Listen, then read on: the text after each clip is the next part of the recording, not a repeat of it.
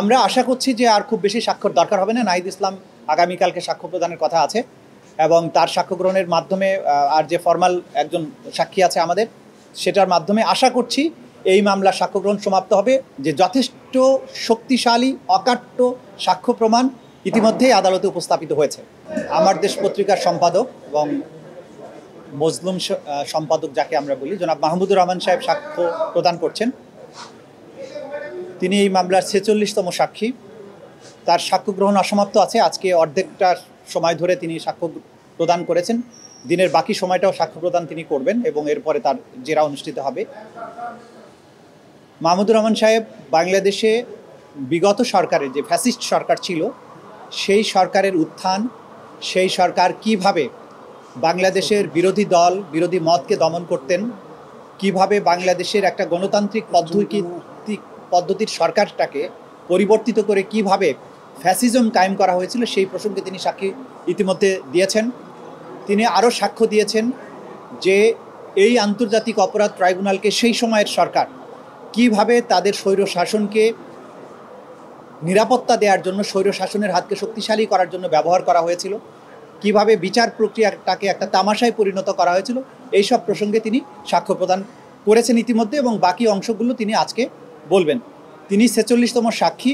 তার সাক্ষ্য গ্রহণ শেষ হওয়ার পরে আমরা আশা করছি আর দু একজন সাক্ষ্য প্রদান করার মাধ্যমে এই মামলার সাক্ষ্য গ্রহণ সমাপ্ত হবে এবং সাক্ষ্য গ্রহণ সমাপ্ত হলে বিচারের যে নিয়মতান্ত্রিক যে প্রক্রিয়া আছে, সেই প্রক্রিয়ায় বিচারটি সমাপ্তির দিকে ধাবিত হবে। এটাই আজকে আপনাদের কাছে বলার মতো বিষয়। ওয়ালটন এখন দেশের সীমানা পেরিয়ে পৌঁছে গিয়েছে 50টিরও বেশি দেশে। ওয়ালটন, ঘরে ঘরে বিশ্বজুড়ে। যে আপনারা সবাই জানেন যে তিনি আসলে পটভূমির ব্যাপারে সাক্ষ্য দেবেন।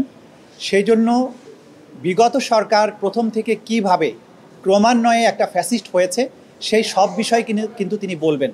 আজকে আংশিক বলেছেন এখন পর্যন্ত।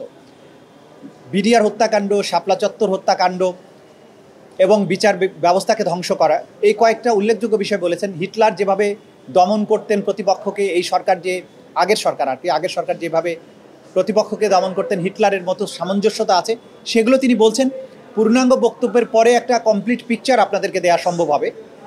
শেষ সময় বিশেষভাবে তিনি যেটা বলেছেন যে আদালত ব্যবস্থাগুলো যে তার ইশারায় চলতো এবং আদালতগুলো যে তাদের কৃতদাসের ভূমিকায় অবতীর্ণ হয়েছিল, সেই বিষয়গুলো কিন্তু তিনি বলার চেষ্টা করেছেন।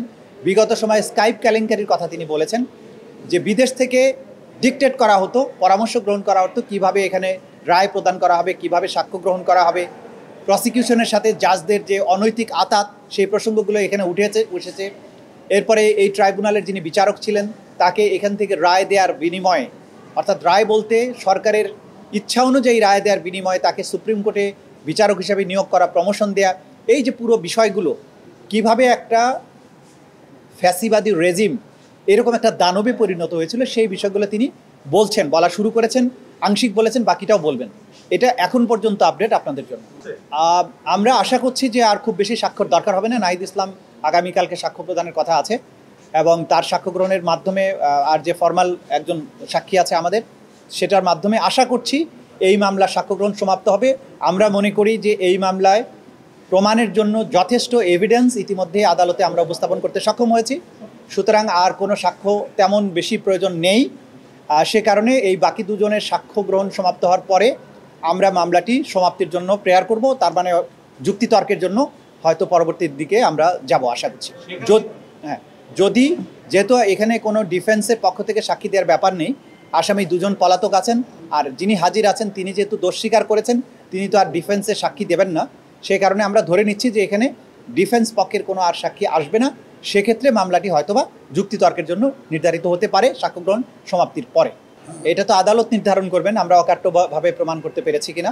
আমাদের দিক থেকে আমরা যথেষ্ট মনে করছি, বাকিটা তো আদালত নির্ধারণ করবেন এবং আদালত নির্ধারণ করে অ্যানালাইসিস করে তার বিচারে যদি মনে হয় যে যথেষ্ট সাক্ষ্য, অকাট্য সাক্ষ্য উপস্থাপন করা সম্ভব হয়েছে, তাহলে সেই অনুযায়ী তিনি বিচারিক পরবর্তী প্রক্রিয়ার দিকে যাবেন। আমাদের দিক থেকে আমরা মনে করছি যে যথেষ্ট শক্তিশালী অকাট্য সাক্ষ্য প্রমাণ ইতিমধ্যেই আদালতে উপস্থাপিত হয়েছে।